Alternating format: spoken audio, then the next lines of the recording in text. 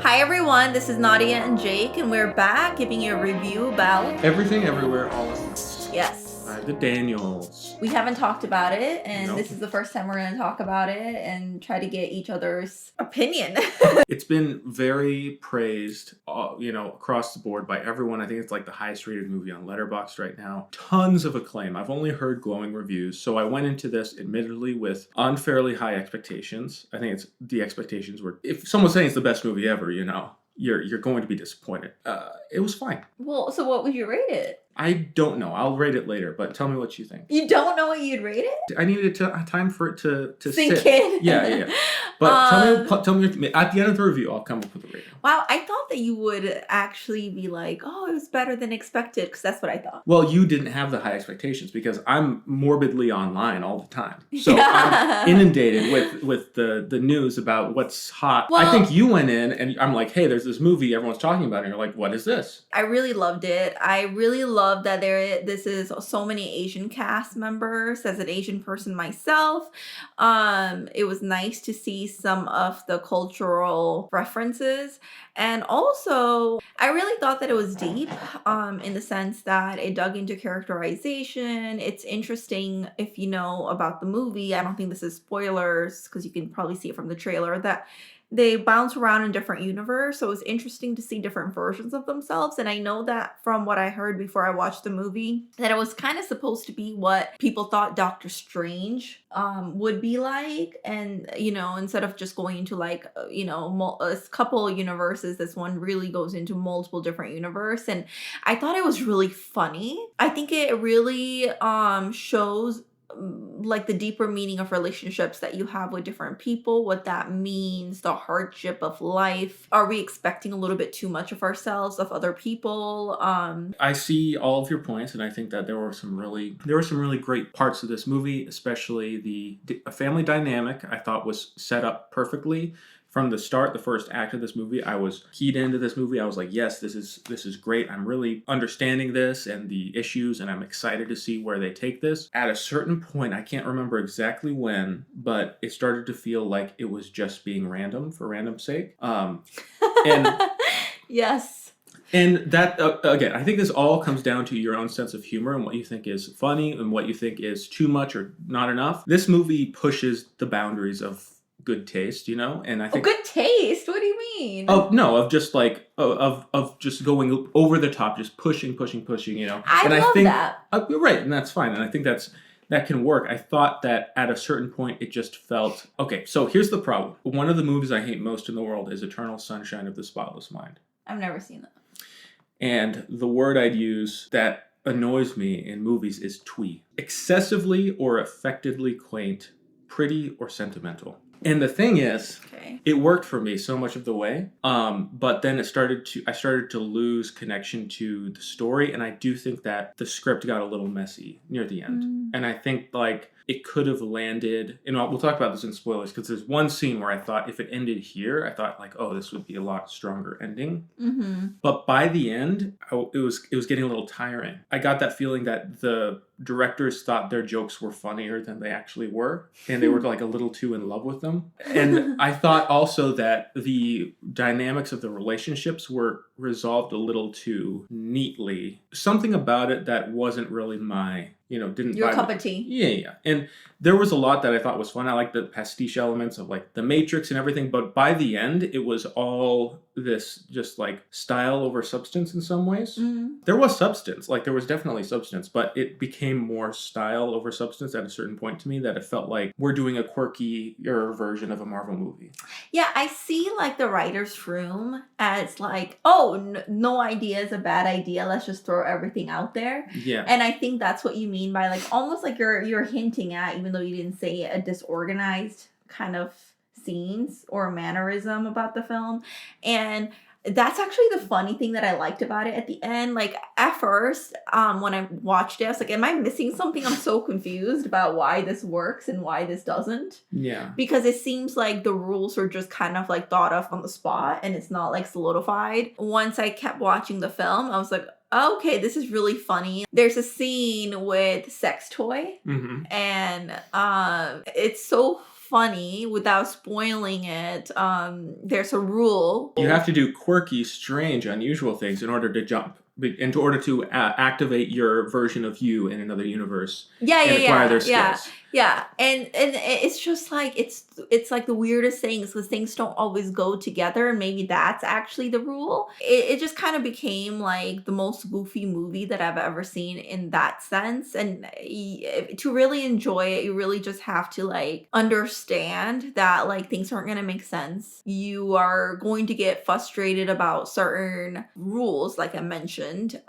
So if you can let go of not understanding it, then you'll probably enjoy this movie a lot more than otherwise. I think there is some funniness in that, especially with the daughter, her, her different versions of her. I did tear up a little bit at the climax of the movie, a certain conversation that happened, and I thought that it was good, but once it happened, it also felt like I've been so bombarded with stuff.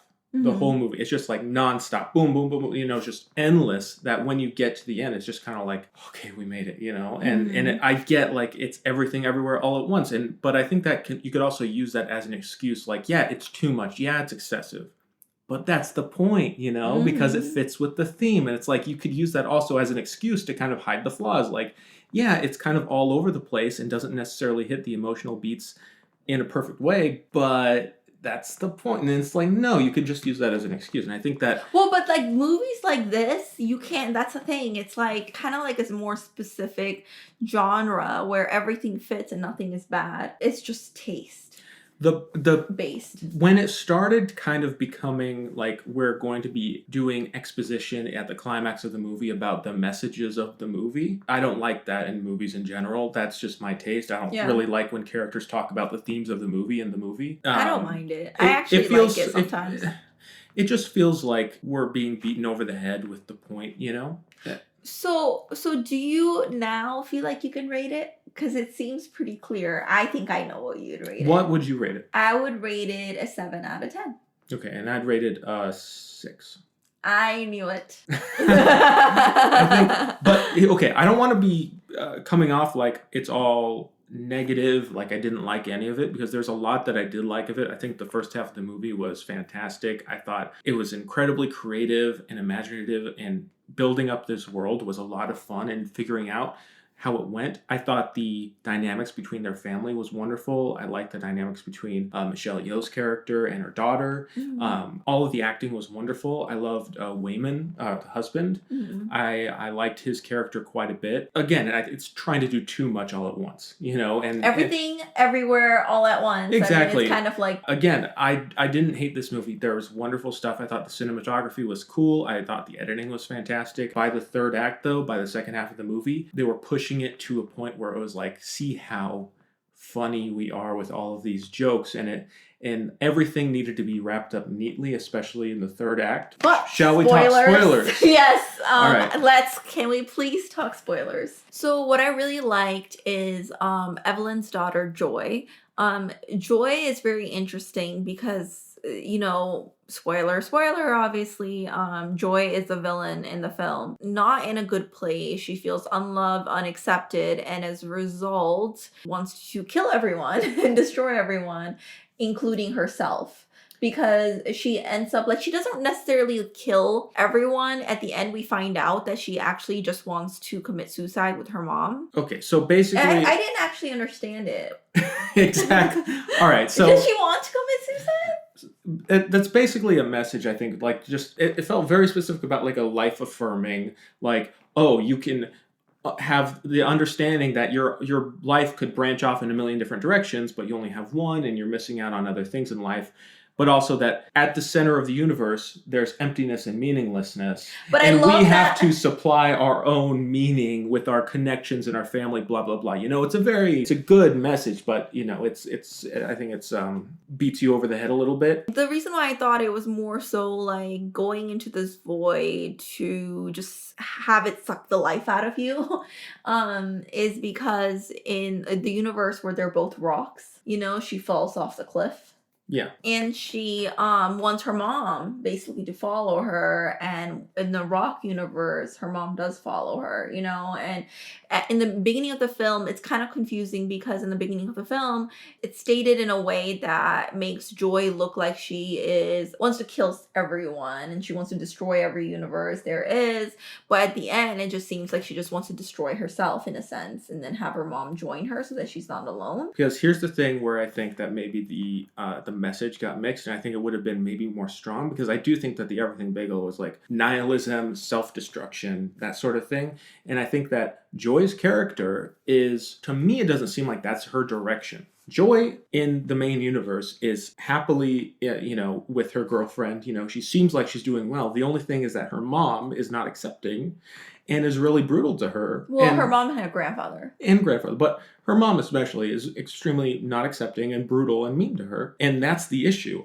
To me, it's like maybe if the movie was about Joy being in a depressive episode and not really knowing what to do with her life and really struggling just to exist, and this is like her dilemma, because that would be very much about self-destruction of not seeing hope, and Evelyn is trying to like help her daughter, and pull her out of that darkness. The problem was that's not really what Joy's character was going through. Joy was in a good relationship with her girlfriend. Her issues with her mom and the way her mom treats her, and by the end it seems like that's almost not, it just is almost kind of like resolved in a way where it's like Evelyn wasn't doing anything bad. She's just like, yeah, you're screwed up, but it's like, what can we do? I have to accept you. What has Evelyn learned there about accepting Joy? Like, I don't know. I feel like that I don't agree with that. I feel like Evelyn learned that she should accept people for who they are in a universe where she herself was a lesbian or bisexual.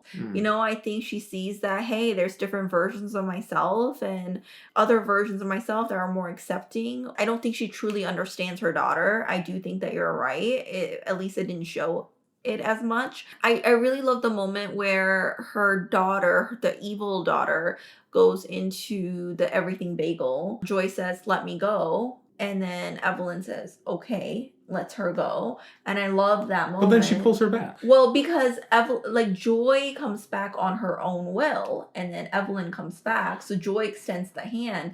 But I think it's about like letting go of control, because Evelyn so much wanted to control Joy in the sense of what she like, who she dated, how like her weight loss, right? Like her body shape, everything. It just felt like she was overly critical and she was almost trying to live through her daughter. That's the thing that I didn't like, because the evil Joy, Jobu Topaki, I think, the evil Joy seems to bear no similarity to real life Joy, because real life Joy just wants to not be judged by her family and live a life according to her own will. And her issues are when she's around her mom, and that's explicitly stated near the end of the film. Jobu Topaki is in a different situation, and seems to have different motivations. And Jobu Topaki seems to be Michelle Yeoh's character, Evelyn's character, her projection of who Joy is in her world.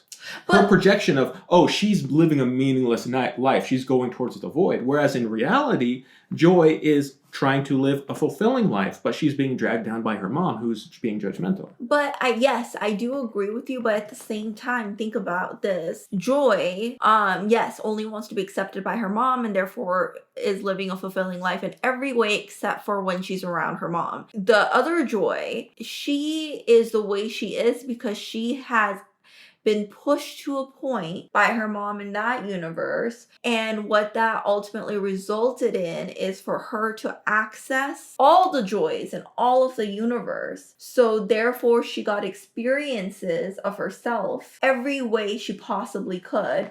And therefore, it pushed her to a certain point. And I think it shows, and it like more demonstrates like we're all capable of being different people. But I think that's sort of glossed over in a way, because Evelyn doesn't seem to reckon with the fact that her in another universe pushed Joy to this point. Yeah. And in her universe, at the end of the film, she seems to still not get that, because Joy is about to cut her out of her life, basically. It seems like it's at that point, Mhm. which is very different from Joy going like, I'm going to end it all. I'm done with everything. Yeah. It's a different thing than, hey, you are toxic. You are harming me in my relationships. I need you out of my life. That's a different kind of thing. Yeah. And I think that in that sense, the resolution rings slightly hollow for me, because it feels like we're just kind of ignoring certain things in order to get the resolution that we get in all of these movies about family dynamics and having a tough family life. There's always the inevitable coming together. But and healing. isn't that also why we watch movies? Yeah, so but that it we is. can we can vicariously live through them, because what other ways, we have like more movies that the ending is shaped in realism. Yeah. But I think this movie, because of the theme, is overarchingly just goofy. I think that if it was a negative, more realistic ending, then it would probably be a very big downer. I'm not saying it had to be a negative ending. But that's exactly what you're saying, in my opinion. No, I'm saying that they should have earned the resolution where Evelyn maybe has to really accept what she's done, to Joy. But I feel like in a way she does. It's just hard to do it without it being more serious, because for her to seriously accept it. Because remember when they were like fighting with like air or whatever in the final scene, and then Joy pushes her or something with like weird karate moves. Evelyn, she just like accepts it, like with her shapes and her body movement. And I think like in that way it was solidifying that like Evelyn finally understands and accepts her and says, come to my arms, I'm going to be there for you as a mom, like I haven't been there for you before. But Evelyn has a lot of growing up to do. It's all about love and it's all about acceptance at the end, and it doesn't matter your expectations, just like let go of it, because at the end of the day what matters is people who are really there for you.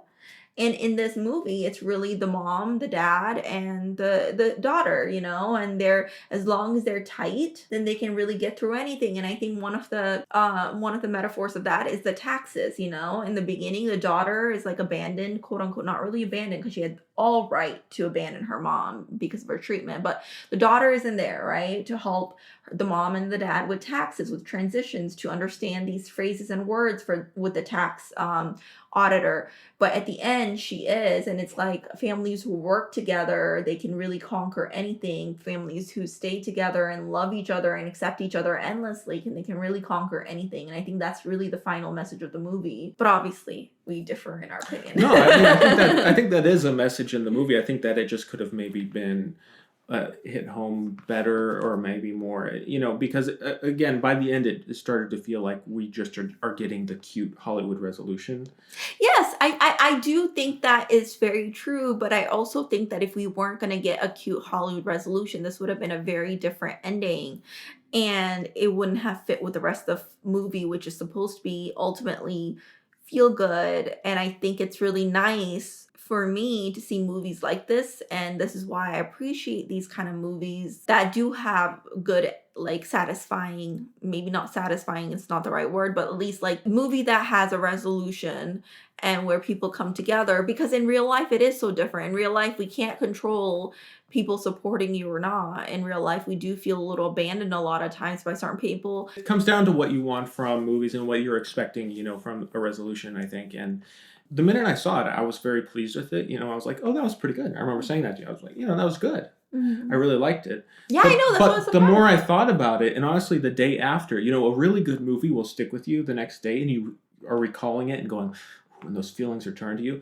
But I was thinking of it, and it just felt like mist. It felt a little empty to you. It felt a little just like, yeah, a bunch of noise for very tiny little resolution. And I think that, this might sound harsh, and I don't mean it to be harsh, but in a way, this feels almost like the perfect art house movie for a Marvel crowd. I think in a way it is. It's kind like the art house Marvel movie. It is kind of like talked about that way. Because at the heart of it, I think it has the familiar genre.